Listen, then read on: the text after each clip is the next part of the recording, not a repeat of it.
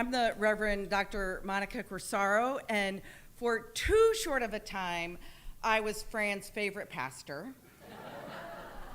We already made that distinction when I went to visit her. Well, when we chatted on the phone when I first arrived, that I indeed came for her, and she let me know that early on when she had to watch me on TV. Hello, friends that are online. We welcome you. She told her beloved son Dean that as soon as I saw Monica's feet a tapping and her head a shaking, I knew that's who's doing my dance to heaven. So I hope you know that today truly is a celebration of life. So you are allowed to shed a tear, but shed a tear in laughter. You are allowed to feel a little lost, feel a little lonely, feel a little sad, but you're also allowed to tap your foot. And in fact, by the end of this time that we have together, we are all going to be demanded and commanded to dance. And while I am known in my family as being a dancer, this is coming from Fran. And you know we have her reserved seat in the back, and you know she's everywhere. And as Carol and Dean spent some quality time together, she's definitely watching. So if you want to disappoint her, that's on you. So I just want to do a little exercise. Can we all tap our feet? Can we all sway a little, sway a little? Okay, because by the end, that's right, you're going to be up and dancing. Okay, I gave you my warning, okay? Okay. Friends, we are here, we are gathered together to celebrate a force of nature called Fran Sorensen. Hear these words. We have gathered here not only to thank God for Fran, but to come and be a witness and a celebration of life. We come together acknowledging our human loss, but we know God will grant us the grace, the peace, the laughter, and the movement. For we know Fran is doing the best dance of all. Amen? Amen. And now, because, well, that's the way she would want it, she's going to speak to you in her own words.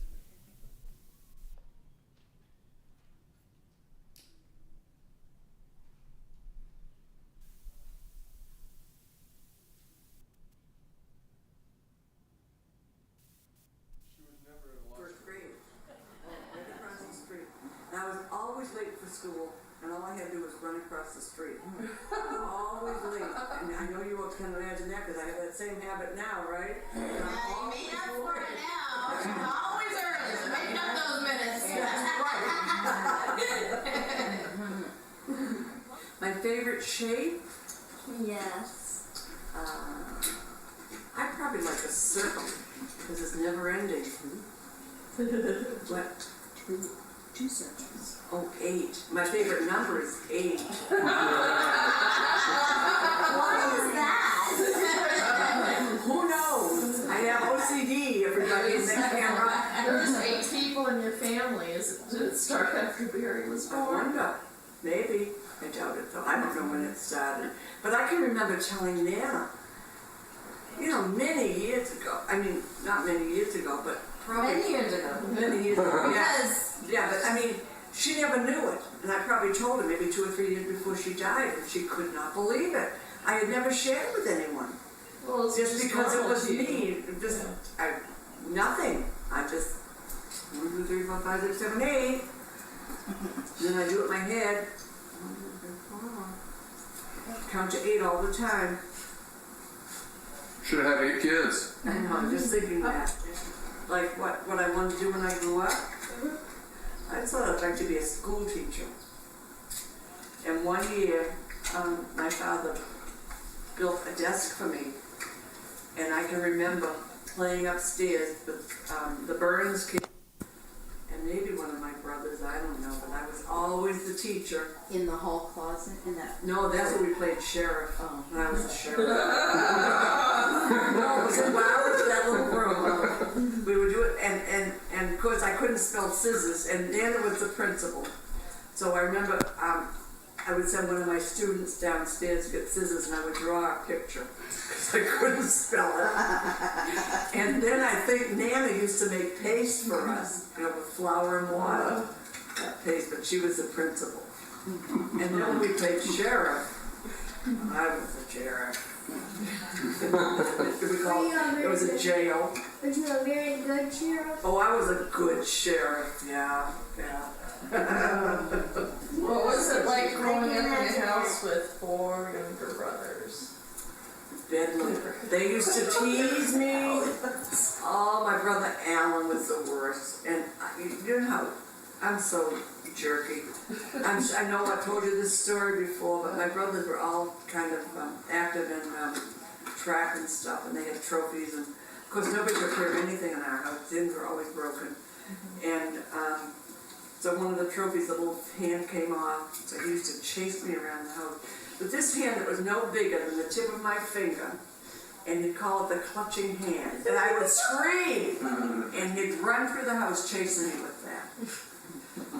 And was Nana had her feet in the oven reading a book? Sometimes while he was doing that? Sometimes it was so cold, yeah. And one time she thought she'd teach us a lesson. Barbara and I used to fight all the time, especially about doing the dishes. And so she had read in the paper about this couple, these 2 young girls. One had killed the other one with a knife because they were fighting. So that's all we needed. I don't know if I chased Barbara or if she chased me in front of my mother with a knife.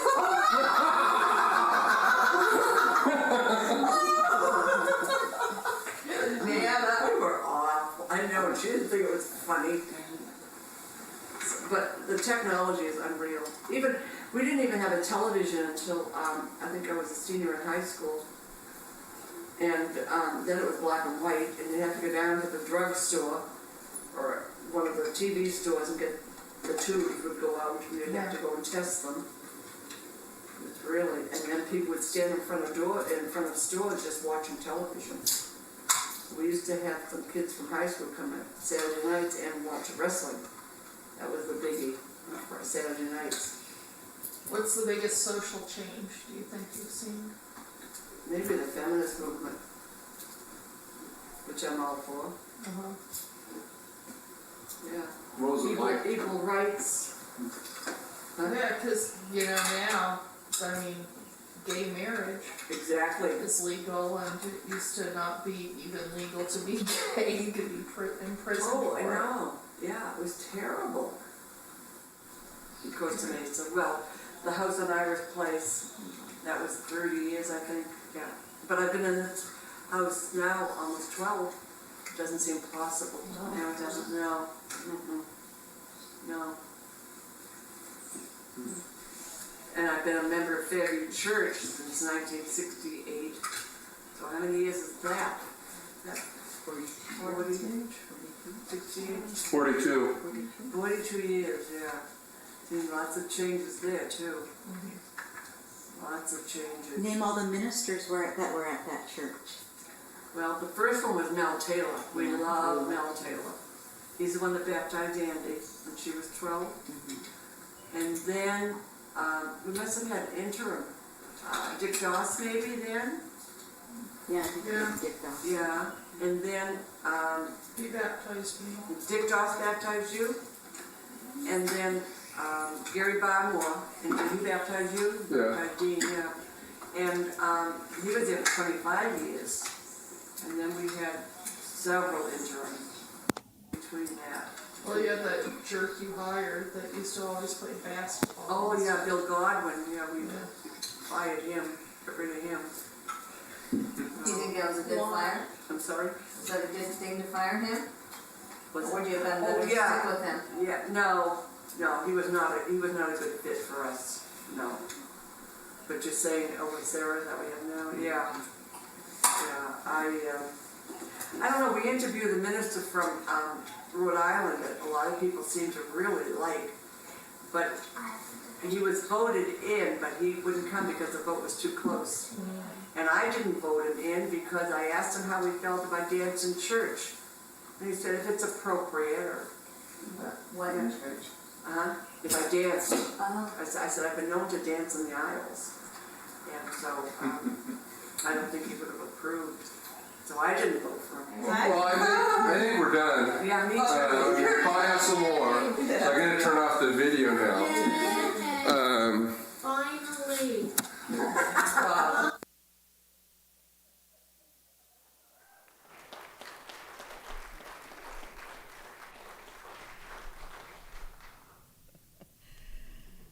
Oh, she did vote for me. Okay,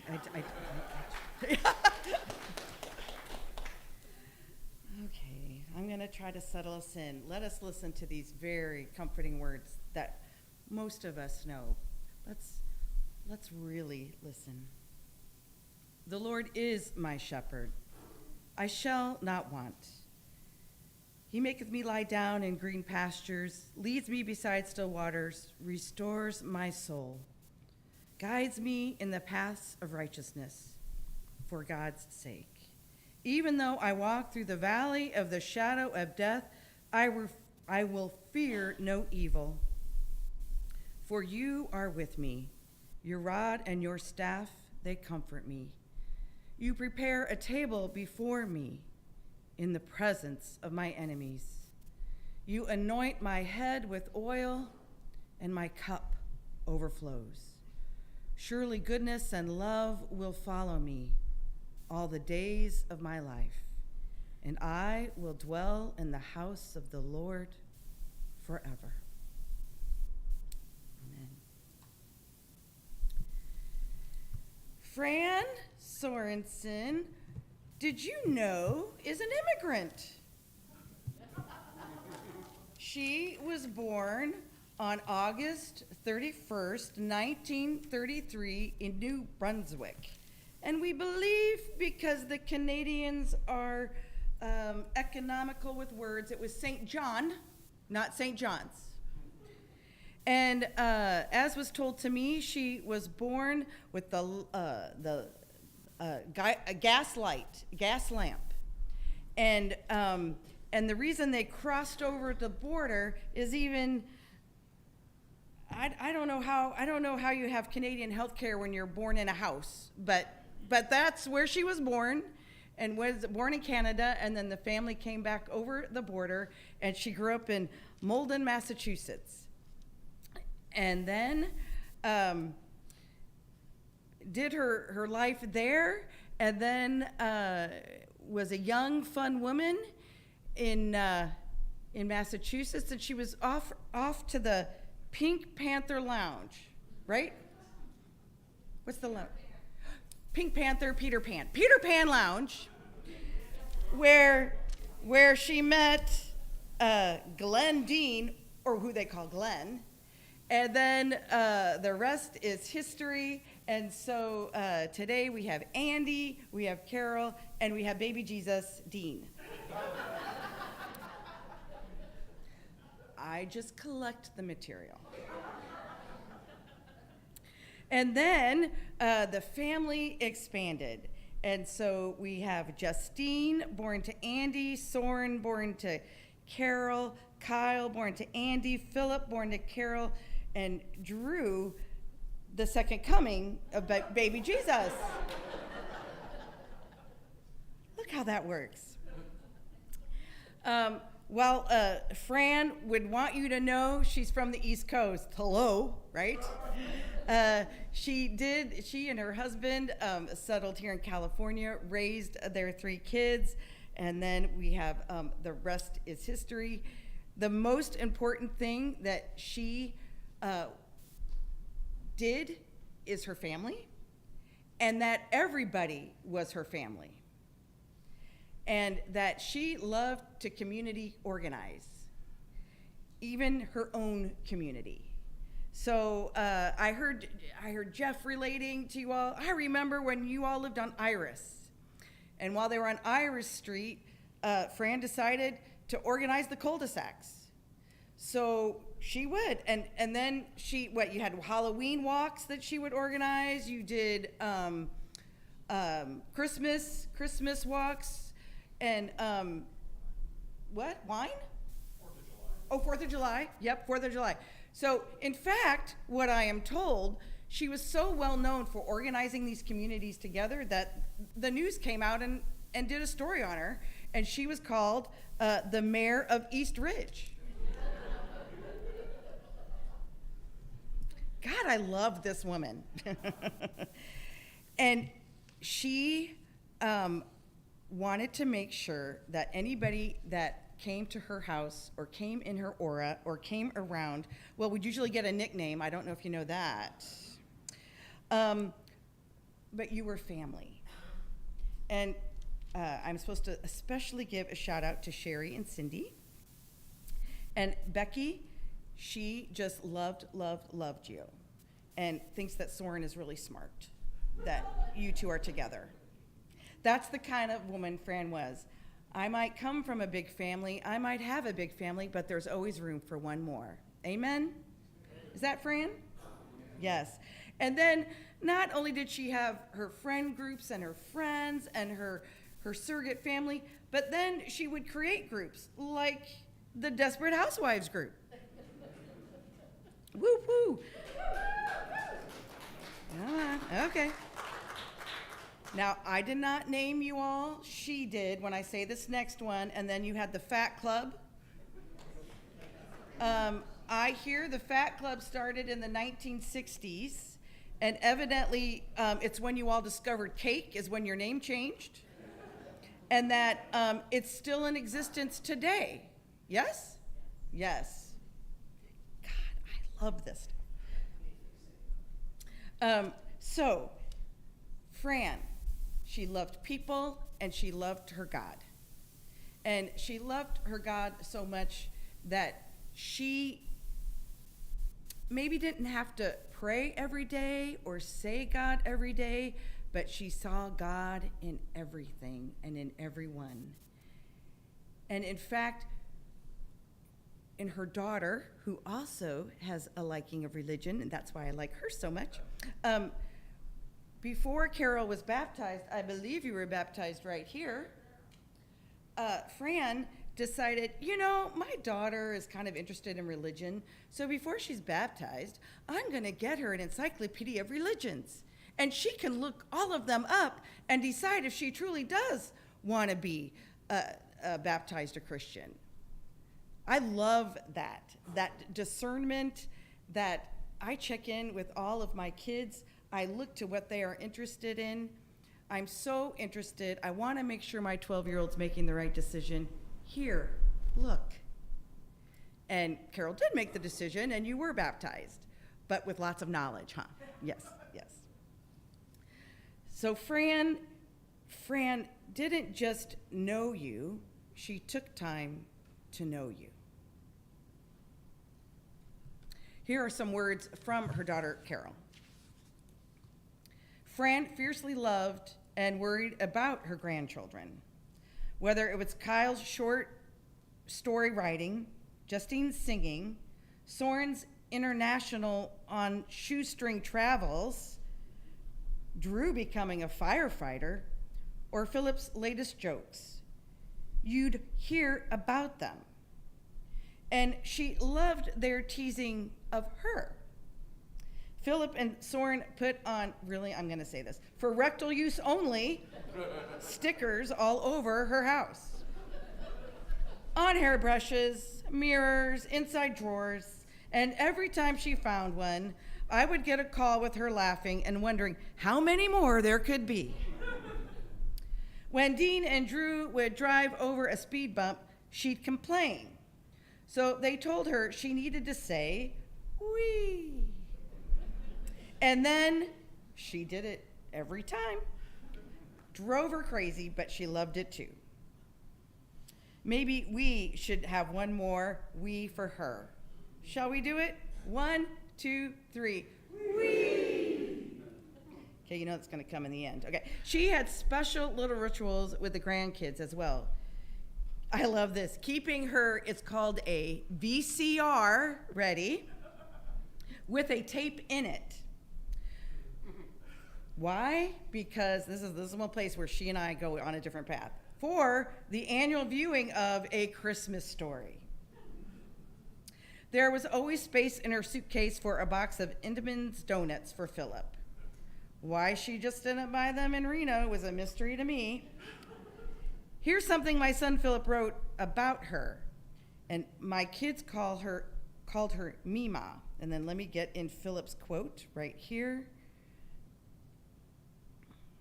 from Philip. That Mima loved me, even when me and my brother or another grandkid wouldn't stop making noises, or wouldn't go to bed, or wouldn't shut up.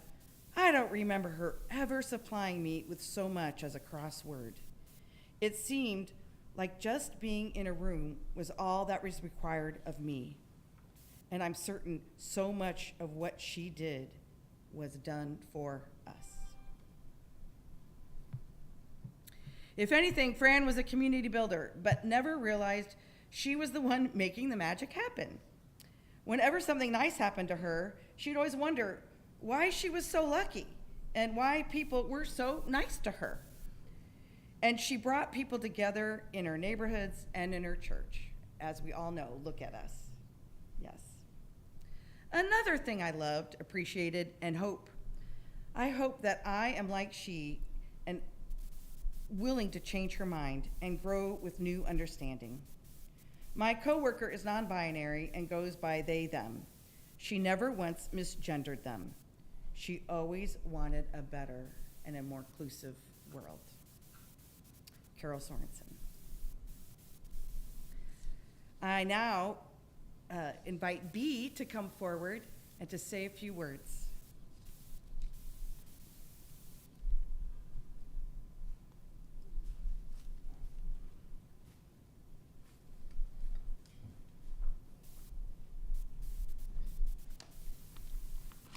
Thank you, Monica. Wow, you said a lot. And some of the things I wrote down. So this will be a little of a repeat in some ways. Anyhow, can you hear me okay? Am I standing in the right spot? Okay, good. When you asked me to speak, Carol, I thought back to 1972, 51 years ago, when our family came to this church. At that time, it was Fairview Baptist Church, and it became our church for over 40 years. Because of the friends and families that welcomed us. Your family were one of these. Dean, where are you? You and Ian back there. You both did get up to some mischief. Because the preschool had some animals at that time. And Glenn, being on the diaconate, the church board, was told the boys couldn't do that. So the moms, Fran and I, had to keep an eye on them. I think I can see you both smile as you remember. So Fran and my friendship began, and it grew and grew over the years. We came from different backgrounds. She was from Boston with her wonderful accent, and I from Scotland with a much stronger brogue than I have now. But we understood each other, and we bonded. Together, we got involved with many different volunteer jobs, too many to mention. Knowing Fran, as you all did, you'll remember that she turned everything into being inclusive. Outside of the church, Fran and her family included our family to many celebrations. The Thanksgiving meal was one of the first events that we were invited to. And I remember you and I, Andy, where are you? There you are, helping your mom set the table. And that became a yearly event at Iris Place, where they lived, and where Fran was mayor, which you've already heard about. I wasn't sure if it was self-appointed, but she was known as mayor. There were so many get-togethers in the neighborhood. One year, Glenn roasted a pig in their backyard. And then a couple of years later, they hosted Bill and me when we had just become American citizens, along with two other couples. We all tossed our green cards into yet another fire pit Glenn had assembled. Fran, of course, organized the party, and she asked everyone to wear Western clothes, and some of you here today were there and probably remember that event. Fran appeared dressed as the Statue of Liberty. And she looked and acted the part. It was fun, it was serious, and it was a very special evening. Fran loved, as many of you, giving whichever group she was part of a name. One of the first groups I was invited to was the Fat Club. Several neighbors and I, the outsider, got together weekly. It started with a cup of coffee, then with cake. No, excuse me, I've gone ahead of myself. With a cup of coffee, but grew into secret pals, wedding showers, baby showers, my first grandchild's baby shower too, all including more and more lunches with great homemade food. These were wonderful years, and even though there are only a few of us left, the Fat Club, we still meet twice a year, and we still love to eat. I know many of you here have different groups that Fran probably started. There were so many that her weekly calendar was pretty full. She loved playing card games, and the last time our group was together at Martha's house playing Shanghai Rummy. Fran had missed a few of our weekly games, but I think you'd agree, Patty, that day she was feisty, and she really wanted to win. And she did. She won several of the rounds. You will be missed, Fran. Thank you for being such a close friend over these many years, many, many years. I will always love you. Cherish the memories. Thank you.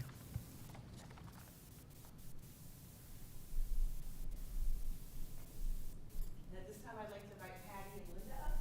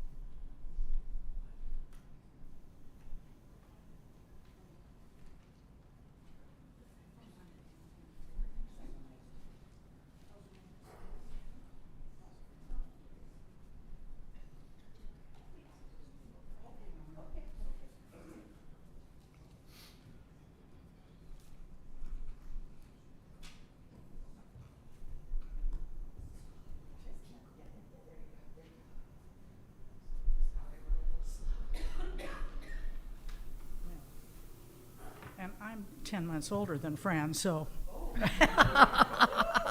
so you can see. Well, my gosh, oh gosh, it's good to see all of you. I have to ask a question because of my notes. Of course, you've all told all the stuff, so. How old are you? 56. And how old were you when you moved in? 6 months. No, it's about a year. You're about a year old? Yeah. So, well, that was in the 60s. Yeah, 68. Yeah. Well, I thought, well, you know, Fran, I wrote a few little things. Fran, gregarious, generous, gracious, gorgeous, outrageous. They moved in 68 into, this is where Ira's place. And they moved in, Fran and Glenn, and pretty Carol and pretty Andy, and busy Dean. And he kept them hopping all of the different times. Fran wasn't in the neighborhood 2 minutes till she was busy meeting everybody and having conversations that none of the rest of us that had lived there for years even knew. And she immediately became best friends with everybody on the street. Everyone loved her. She had all the news. If you needed to know anything, you just went and asked Fran. And she immediately got busy and started organizing. Our neighbor that lived down there, Nita Nelson and Fran, were good. Well, we were all very good friends. But they got their heads together and they decided to have a chili cook-off, which is still going, and it is next Sunday. I don't know. Though it's last weekend of October. Still goes, and it used to just be on Iris Place. We were kind of exclusive, and we felt that, Iris Place, never mind Astor, never mind. but it was all. But then we got saw the light and expanded and included everybody in it, and they're still having it. Christmas was wonderful. We had a Christmas party with Santa Claus and all. And one of our neighbors, one household were Jewish, and so we had Christmas, Hanukkah, and which was a wonderful learning experience for all the kids, too. Just jump in here if you have. Oh, no, I was waiting for you. Oh, you're waiting for me to be done? No. Oh, Fran and I were really very close, and we did a lot of things. I just, the day before yesterday, I thought, I'm going to see if Fran wants to go to the movies. And damn. But we'd go to the movies, and we'd go out there, and we'd have Greek lunch and eat or see the movies and enjoy it. But then with Nita and all of us, we decided we were young women, and we were nice-looking young women, but we didn't know that. So we decided we'd start Fat Club. And at that time, there was an organization called TOPS that people would go to, and we decided, well, we don't need to pay any money and do that stuff. Fran was thrifty, and and if she wasn't collecting the money, forget it. We weren't going to do it. So we started Fat Club, and we would meet in different ones, my house and all, and we'd go each week, and we'd weigh in. Just one of us saw it. Nobody knew. It was, terrible. And if you'd gained weight, you had to put a little money in the kitty. Yeah. And then at the end of the year, whoever had lost the most weight or something, we'd have a party, and they wouldn't have to do anything. We had it special. And of course, Fran to this day insists that I never let go of the money because it was at my house. She did everything except go upstairs and pull the drawers open. Oh my gosh. Time went on, but nothing diminished. Things that just got better all the time. And then like I said, we get together, and Astor and Lilac Lane are all included. It's all Eastridge. And yes, Fran was the mayor, and everybody looked to Fran to see if that was okay, or what do you think Fran would think about? Let's do that. We had wonderful parties in the backyard there. And oh my gosh, I met so many people, and that's where I met Martha Sarkisian, that was at church here.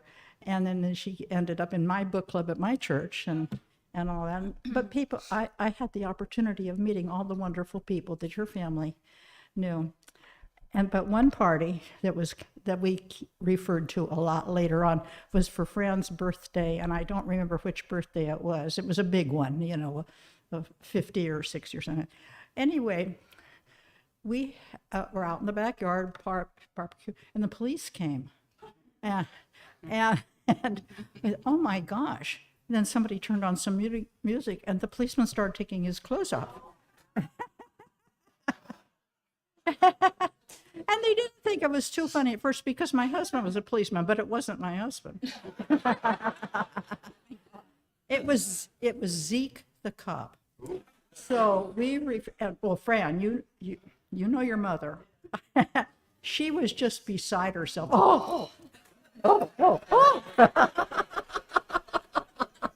It's one extreme to the other. She was very prudish, but very,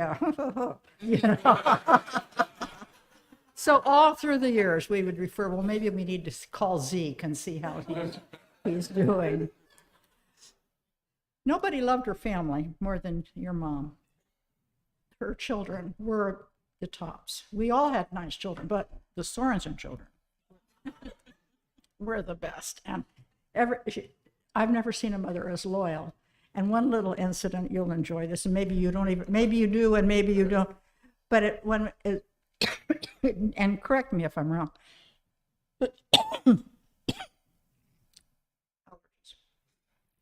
You had a party, and evidently the folks weren't there, or they'd gone to bed or something like that. But there was some damage in the neighborhood to a mailbox. They weren't. And so somebody, it was on Astor. And so somebody said, well, you know, Dean had a party. And it was probably that Fran was furious that anybody would say that. Not that Dean might have possibly had anything to do. Not her son, Dean. No, so I don't know how it ever ended up. Did it, you know, but. I replaced the mailbox that got blown up. A good man. It was a good party too. Well, I know there were a lot of people coming and going and all that, but nobody, but Fran, I mean, she wasn't being cute or funny, and it wasn't anybody, and none of Dean's friends would do anything like that. No, of course not. So, gosh, the girl, Andy and Linda were close. Andy was a bridesmaid, and well, am I telling your story? Mm-hmm. Oh, okay. No, it's okay. It's okay. Well, Dr. Monica told my story. So, okay, well, let me, like B said, we still play Shanghai Rummy every week, and we love it. And Fran, of course, was the one that instigated that and got it going. And she'd come, most of the time that we played, she was fighting her non-Hodgkin's and going for treatments. And so sometimes she would be there and sometimes she wouldn't. And so Vicki joined and to fill in for Fran. But then when Fran could come and Vicki come, it was glorious. We played with 5 of us. And sometimes we played with 3 of us, but we loved it, and we miss her terribly. We really do, and we love all of you. It's just, I can't believe all the years that have gone by. But I think I've told you everything I know and then some. Don't sing the song. Uh-huh. Don't sing the song on the other side. Oh, okay. Oh, Lord, my God. You don't need to sing it. Well, I'll let Linda take right over to this. Well, obviously, I lived on Iris Place. That's where I grew up. I knew Dean and Carol. I wasn't as close to you guys as I was with Andy. My first wedding, I got married in 1974. I had graduated from high school in 73, so I was so mature that I got married in 74 on August the 31st. So your mom, that was always a big deal that I got married on her birthday. So anyway. Oh, and by the way, my name is Linda, but to Fran, I was always Linder. Always Linder. Oh. So anyway, what do I want to say? I completely forgot what I was going to say to you guys. Well, what Mom said, I think your mom, I keep visualizing her mannerisms, and you know, you want to say those and you want to emulate them, and you can't. But I'm sure you guys have certain things that you say, just the way she carried herself. She was such a kind person, and I think some of the fondest things I think of with her, besides just being her, was that the relationship she had with my mother, and that was so important. And I know how close she was to you guys, and I'm gonna speak to Andy because we're kind of closer. I can only imagine what your heart feels. There's so many things. I'm so fortunate that I have my mom still, and I'm just, my heart's broken with your mom being gone. So she's a dear person. Thank you, Fran, for everything. Are you going to tell them What? Oh yes, oh yes. And as I get ready to end, it's been kind of a crazy day for me today. And as in the words that Fran would say, I'm such an ass. We've taken that as our We own. say it every single day, Fran. We say it every day. Oh my gosh. Yeah. Okay. Fran let you really know her, and just like talking about her, and all like her little mannerisms on her mouth got smaller. It was wonderful. Yeah, it was great. Thanks for sharing your mom. Thank you, thank you. Okay, now how do I get Oh, here, I have a good man here. Oh, he's a good man. Here's a good man. Your mom would be so proud. I do this at home easily, but I don't want to fall down here. No, don't do that. Thank you. Sure. Don't be an ass. Thank you. I think we have new material here at the church, don't we? Passing of the peace. Hey. So this is our time now where if you would like to share a few words and a few memories about Fran, I have it's open mic time. So if you would like to share, just raise your hand and I'll bring the mic to you. I have one while you're thinking. Thank you for mentioning, because we talked about this morning, Fran lived for 27 years with cancer. Right? First was non-Hodgkin's lymphoma, right? That was diagnosed first. Then she had breast cancer and had a mastectomy. And then we had one more, right? Oh, the skin cancer. So even cancer couldn't get her, right? So I just wanted to lift that up because I know how many survivors are in the house. And that I think that just also says her spirit and her spunk and her determination to be a survivor. Yeah. Yes, Gary. Now I'll come to you, Susie. I'm Gary Barmore, somewhere in the line of succession of various pastors of this church. But we're telling honest stories today, aren't we? Yeah, okay. Yes. Way back in 1975, when I was called to be pastor of this wonderful congregation, I got a phone call from the pastor who was leaving, Dr. Dick Doss, very distinguished minister here.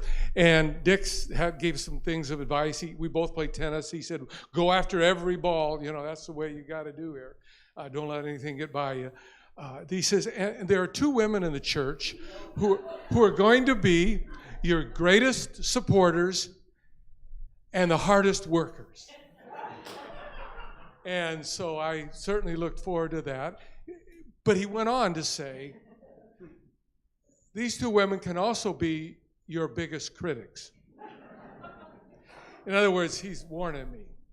And sure enough, when I met Fran and worked with her here, she was the hardest worker. She was a supportive soul. She was also one who told it like it is. And if there was something that I had any part in that didn't quite get over the hump or had a few problems to it or something else, I got to hear the advice. And it was right, of course. But what stands out to me, yeah, she could let me know if I needed a little course correction here or there. But she was the hardest worker, greatest support I could ever imagine. And it blessed my heart so much that my pastorate here ended 20-some years ago. And to come into church to worship and see Fran right back there all the way to the end, supporting this church, supporting its pastors, and dancing through it all. So Fran had those two natures to her, but the one that really stands out is her loving support.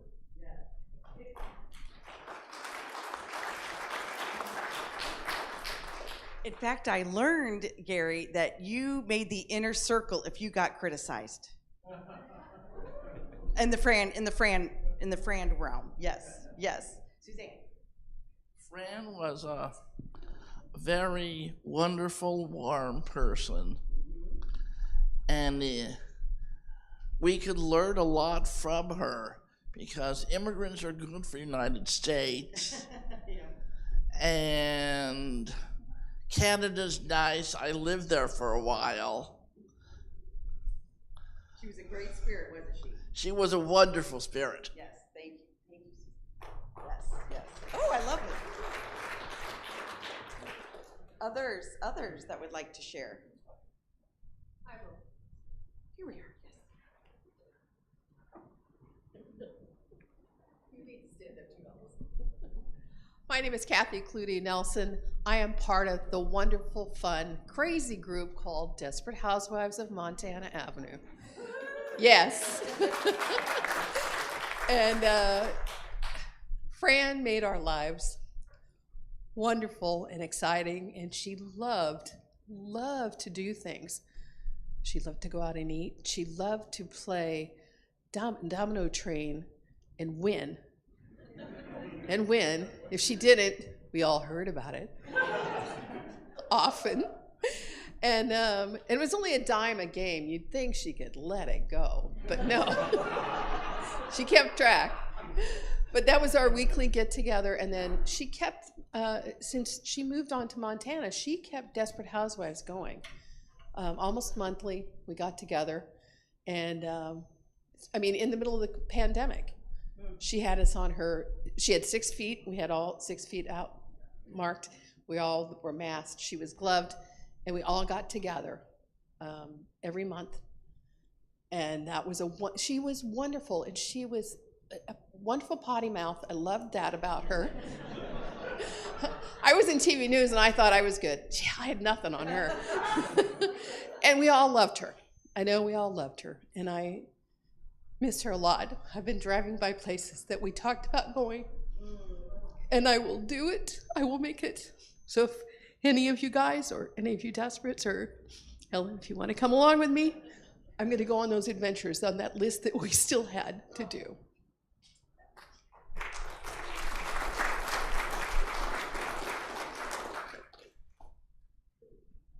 Others. Oh, yeah.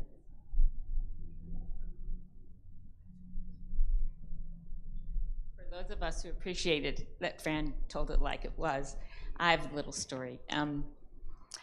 Decades ago, we would have a women's group, and at one time we had secret pals, remember?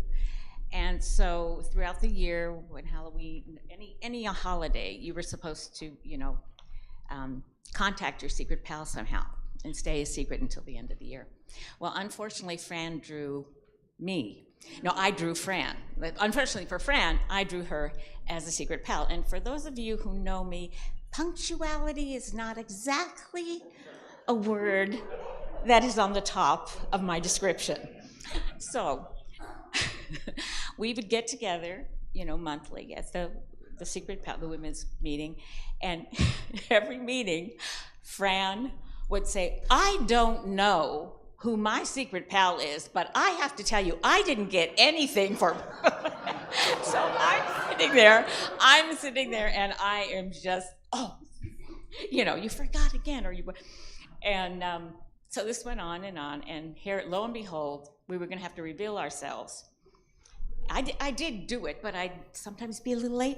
Anyway, we had to reveal ourselves at Christmas, so I'd made a little stuffed felt and lamb ornament. And lo and behold, she says, "Oh, I'm finally going to, meet my sister, my secret pal." And before then, she kind of apologized for all the bad mouthing she had done of her secret pal. And so I'm like, I gave it to her. She opened up. It turns out it's me. And I said, Fran, this is just to let you know that Jesus came as the Lamb of God, not a loudmouth. And she laughed as much as anybody else. Very good.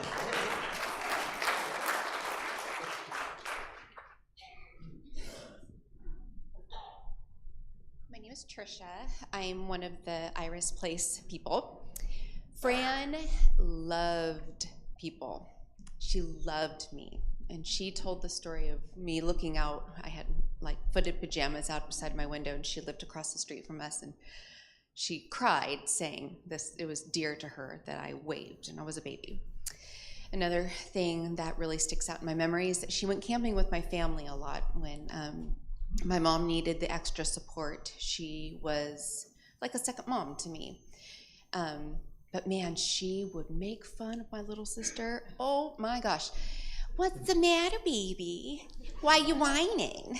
So I love her. I will never forget her voice. You need a banana? And then the last thing is, I remember one of the last memories I had when she was still living on Iris. She was doing chemo, and she had just stepped out of her car. And as she stood, she had, of course, a purple scarf, and I don't remember if it was around her neck or around her head, but I just remember when she stood, it billowed. The wind caught it. And I cried because it was so majestic to me and so powerful. And then when I was going through my own chemo treatments, she brought me a purple scarf, and I still have it. And she said, it's not the same one, but I wanted you to know you were royalty too. So Fran was a good, loving woman, and I love her.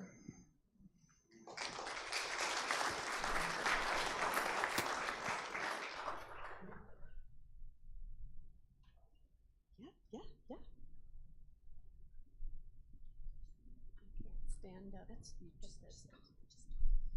I just would like to share with all of you that Fran, I haven't known Fran for a long time, but she's very special to me. And she is the glue of Costa Mesa Senior Center. She has been there forever. I don't know how long, but I know that her and I used to go to the community gardens and pull weeds, and we were in our 80s. And Fran and I had a bet. We shouldn't have been doing that, but we did. That which one of us was going to go first. And unfortunately, she won out. But I'll give that to her because I love her that much.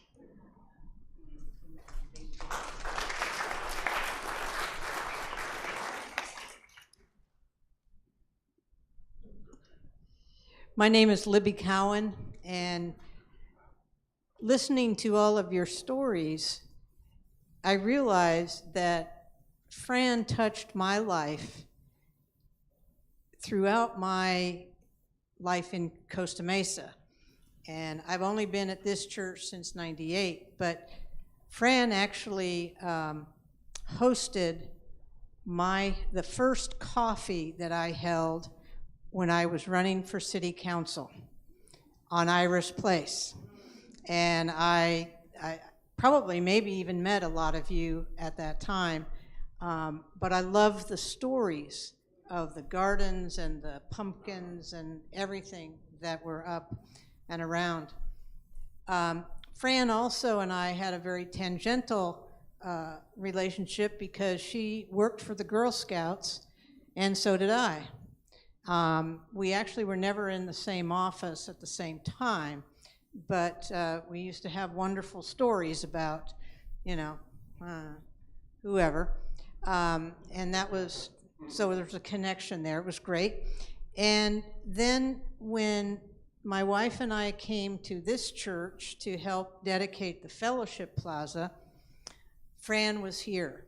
And we remembered having met at Iris Place and so forth. And when my wife and I were asked to come to, sort of choose a group to belong to, not just the women's group, but then we had some age groups, the old folks and the young folks and the somebodies. And we chose the old folks. and that was Fran and Bea and Bill and the families that were at the older end. We did not want to be with sort of the 50s-year-old people, which is what we were at the time. But just loving meeting with Fran and being with her and her wonderful, wonderful spirit. You could always tell whether or not she'd already seen the Boston Legal show, because if she'd seen it, she was here on time. If she hadn't seen it, she'd wait right till the end of it, watch the whole thing, and then come in about 5 minutes late to church.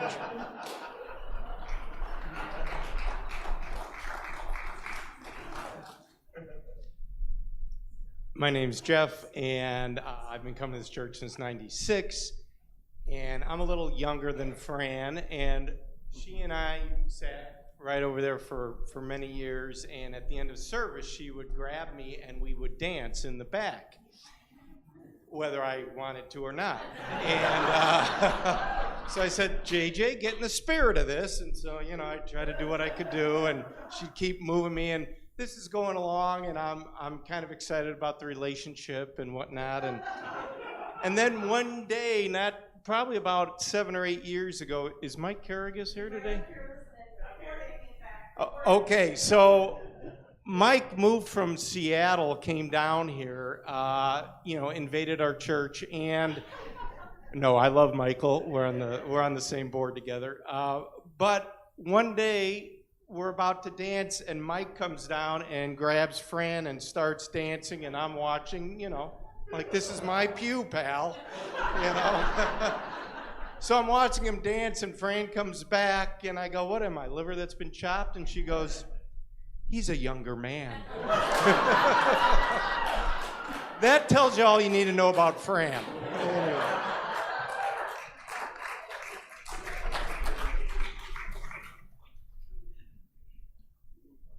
I feel like that's going to be the last word, Suzanne, because yeah.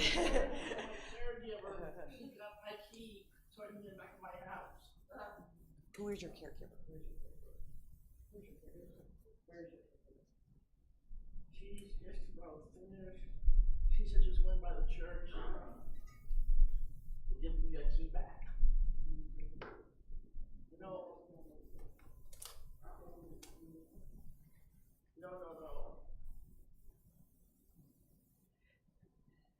Younger men. Mike and Jeff, I'm not standing in for Fran today, so you okay? Yeah, I will be dancing, but I'm not standing in for her. A lot of us were together for her 90th, and I know a lot of us are going, oh my gosh, we were with her, and now she's not with us. One of the reasons I'm a big believer in when the Spirit is ready to go, she goes. Fran let a bunch of us know in different ways that her goal was August 26th. She made it to August 26th. She had the party of her life, the party of our lives, really. And then she pretty much let some of us know, I'm good. So I do not want any of us to feel anything, because we know her. She designed everything, right? She created these organizations. She organized the friend groups. She made sure the 2-year-old knew that she was waving to her. She organized everything, right down to when she wanted to go see God. So we're gonna miss her. We're gonna wanna call her. Just because we want to. But when you have that moment, go, oh, that's right. She's right where she wants to be. Let's all say, wee. And now, Nick, you are gonna lead us. I'm gonna take from a Wesley brother right now, because I was given strict instructions that, do y'all have your words for How Great Thou Art? And we are to sing especially the last verse lustily, with vim and vigor, because this was indeed one of Fran's favorite tunes. Let us stand together.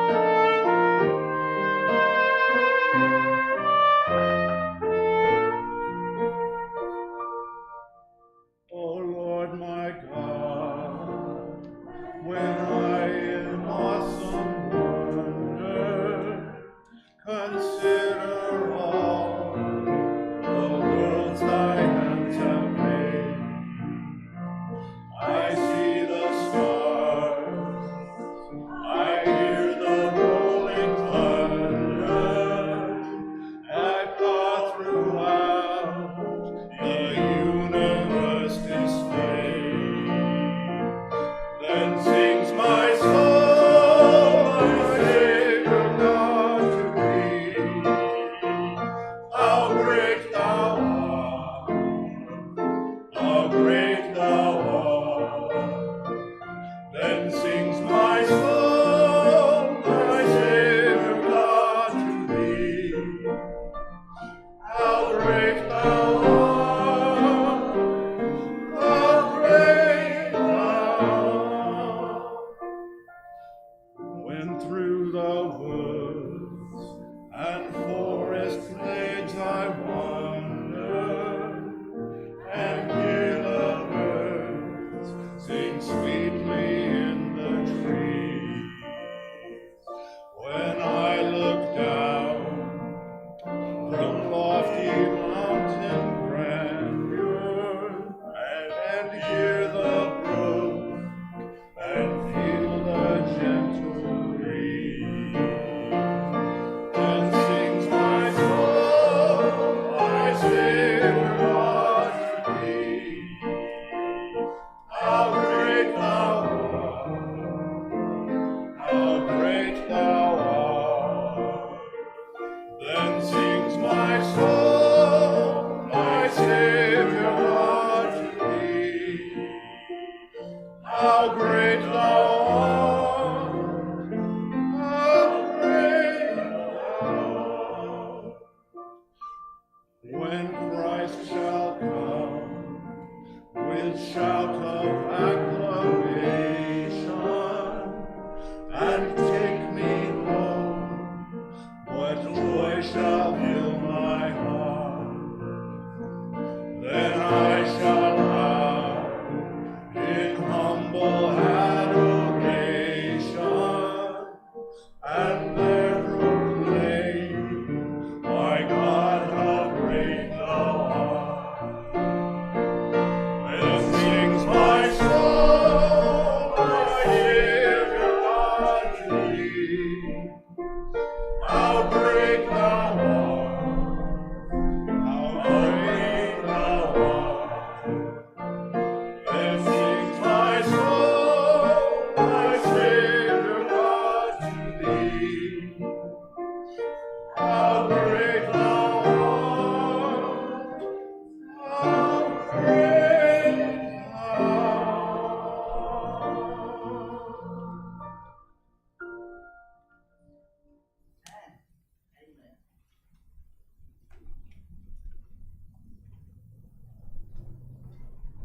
Let us pray. Loving and gracious God, we thank you for Fran, with her humor, with her accent, with her way, with her welcome, with her just being, and her faith in you. She has made all of our lives a little more bright.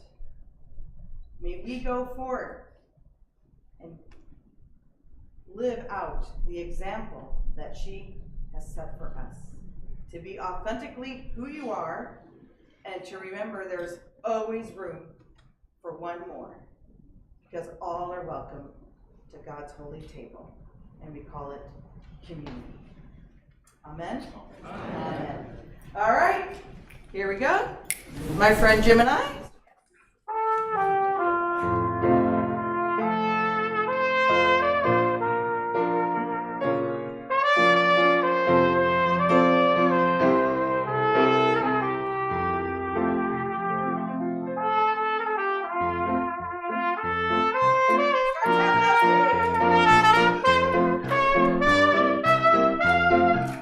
Oh, when the saints go marching in, oh, when the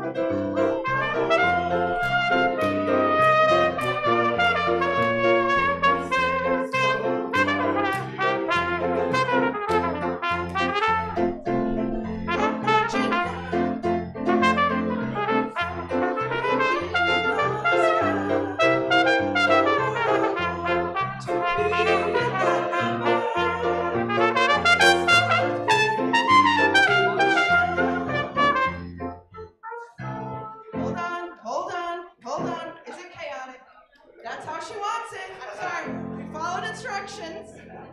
So now we're going to do carry the light, and this time we will process out onto the patio, and I'll get a drink. Yeah. So here we go. Are we ready for carry the light?